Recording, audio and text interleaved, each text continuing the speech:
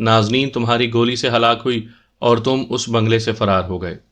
Police اور سحر بخاری کے اس موقف میں کتنی حقیقت ہے؟ صرف اتنی کہ میں سحر بخاری کے بنگلے میں چوری کی نیت سے داخل ہوا۔ وہ مستحکم لہجے میں بولا، یعنی تم نے 1.5 لاکھ روپے چرائے ہیں اور نہ ہی نازنین تمہاری گولی سے ہلاک ہوئی ہے۔ گولی؟ اس کا لہجہ کڑوا ہو گیا۔ وکیل صاحب، آج تک میں نے کسی گن کو ہاتھ میں نہیں لیا، گولی چلانے کا مرحلہ تو اس کے بعد کا ہے۔ وقوعہ کے روز سحر بخاری کے بنگلے میں پیش آنے والے واقعے کے بارے میں تم کیا کہتے ہو؟ میں نے تیز نظر سے اسے گھورا۔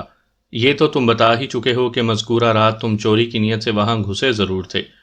اس نے ایک گہری سانس خارج کی اور تفصیل بیان کرتے ہوئے بولا، اس رات میں بڑی آسانی سے بنگلے میں داخل ہونے میں کامیاب ہو گیا تھا، پھر اسی آسانی کے ساتھ بیڈ روم تک رسائی بھی حاصل ہو گئی، لیکن اس سے پہلے کہ میں کوئی کارروائی ڈالتا، نازنین کی آنکھ کھل گئی اور اس نے مجھے دیکھتے ہی شور مچانا شروع کر دیا۔